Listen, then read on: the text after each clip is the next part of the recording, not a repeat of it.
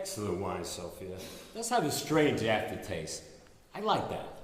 I live to serve, sir. Let's get on with it. No. Please help! Somebody please help! Nobody will come, Miss Murphy. Sophia bought this house for all my personal business. Business I want to keep away from prying eyes. Away from the walls that have ears. Away from you. How long have you been spying on us? Who's feeding you all this information?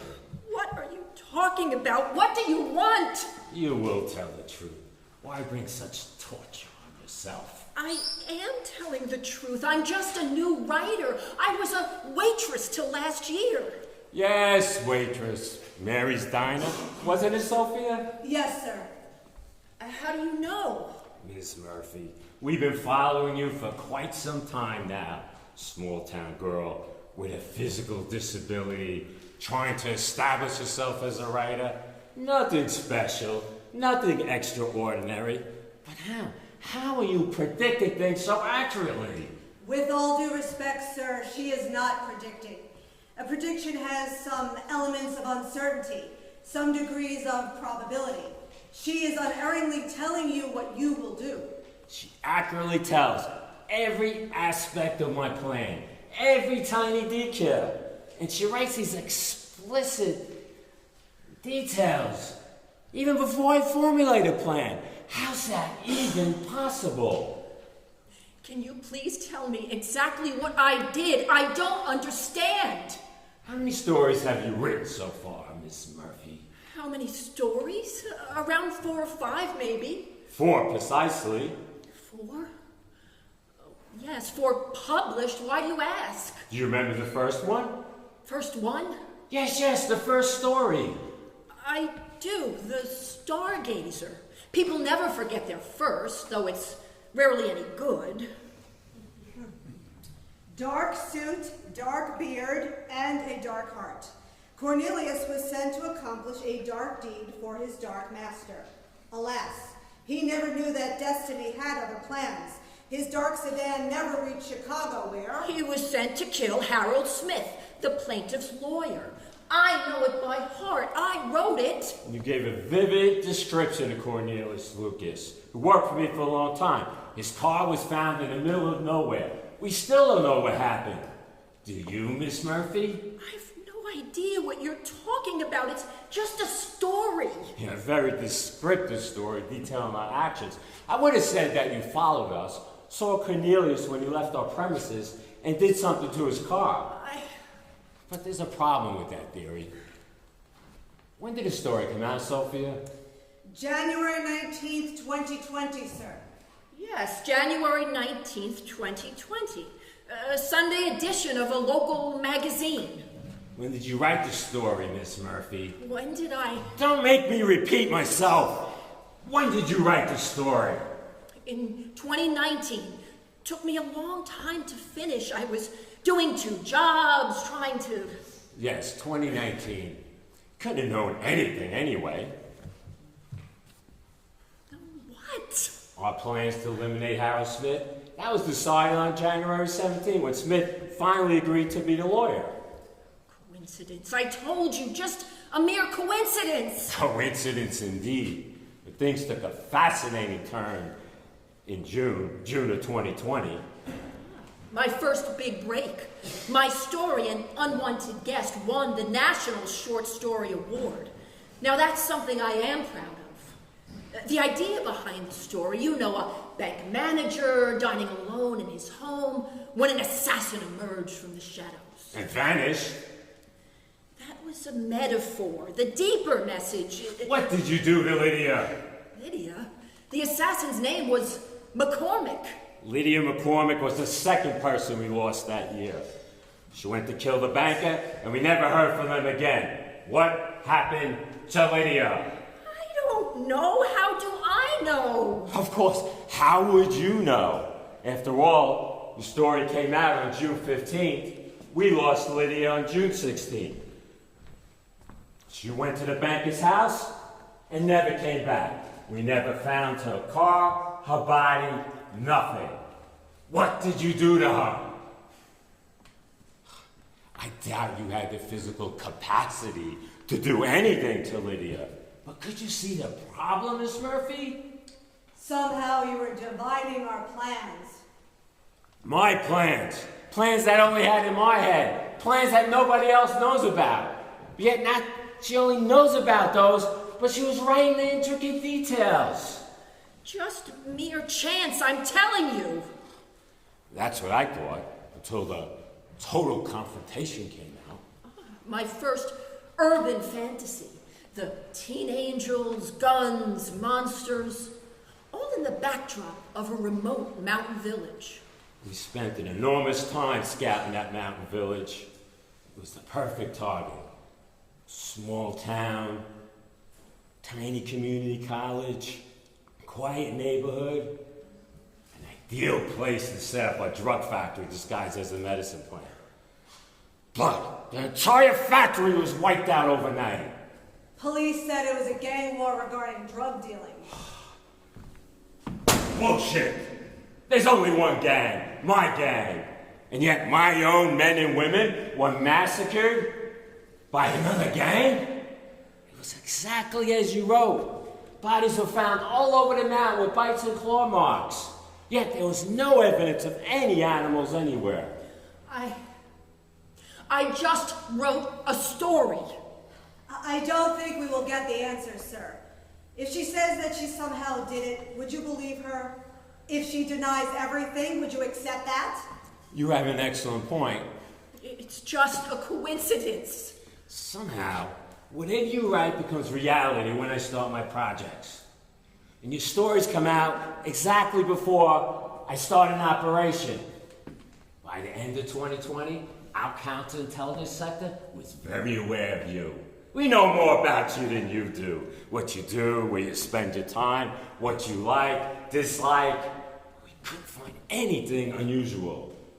Because there is nothing unusual. I'm just writing stories. And somehow they match your actions. Precede your actions. Somehow, we're compelled to follow the stories you are writing. How is that even possible? So I waited. I made multiple plans and didn't make a move until your next story came out. And the happenstance came out. Do you remember that story, Miss Murphy? I do. Though I can't say I liked it. A lightning strike killing a car full of people? How likely is that? But the idea was so stuck in my head. It's a kind of writer's block. I needed to get it out. My people in that car. What? 5 best men and women. I made sure that we didn't move on anything until we saw your story. And yet, this is quite strong, Sophia. This is wonderful. Thank you. Where was I? Yes, the happenstance. I made sure we chose a red or blue car. Anything but the black sedan you mentioned. And we decided on a bright sunny morning, no snow. And yet, the car broke down. And Tracy had to rent the car from another car dealer. And you know what she got? A black sedan. There was no other car available. And then she said it started to snow. And she had a strange foreboding. What was I supposed to do? What was I supposed to do? Easy, sir. Easy. Was I supposed to call the mission off? Was the car was going to be struck by lightning? Do you think they wouldn't believe me? And yet, there was a lightning strike. 5 best men and women gone in a flash. I am so sorry. I didn't know. I don't want a damn apology. I don't care. I want revenge. I'm gonna inflict pain, break every single bone in your body.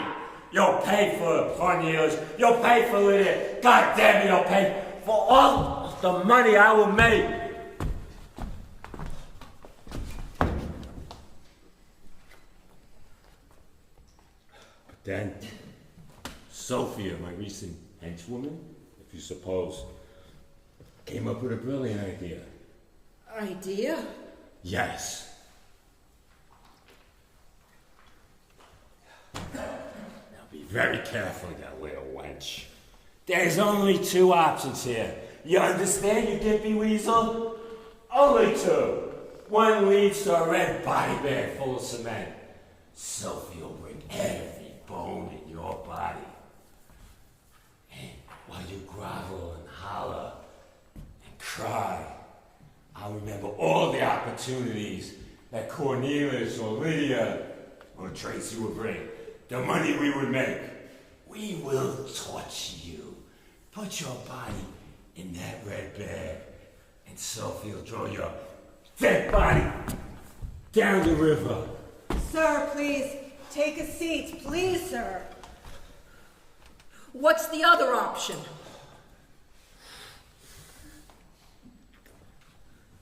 Write a story for me. Write it now. Write it in front of me, so I can find out how you'll tell me what I'll do.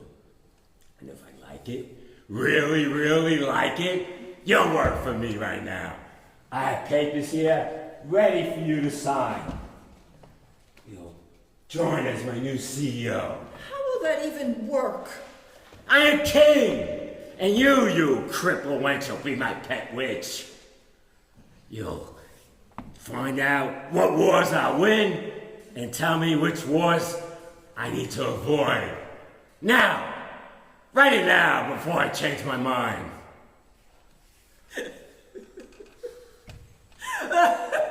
What? What? Don't you understand? The story has already been written, Mr. Jones. Or shall I call you Ralph? Nobody called me Ralph since my mother passed away. When you were 6. I was telling the truth, Ralph. I have no idea how this happened, but I have had a strange connection with you ever since I first saw you in that political rally back in 2019. The year before your first story was published? The year Sophia joined my organization? I always had vivid, strange dreams. But all the characters were nameless, faceless demons. When I saw you, I had a flash as if somebody focused the lights. That's the first time I could see the demon's face. Your face. And I could see inside your heart, inside your brain, inside your past, and into your future. I don't understand. Don't you get it, Ralph? I have been living inside your brain for quite some time. A corporate chief, a gangster, a demon with a human face. I know more about you than you do. I know what you did. I know what's happening now. I know what will happen to you. I know every little thing that goes on inside your rotten head. And when I put pen into paper, I can make things happen to you. Things that are not normal, never possible, but only things that I can bring to you. Actually, I don't know.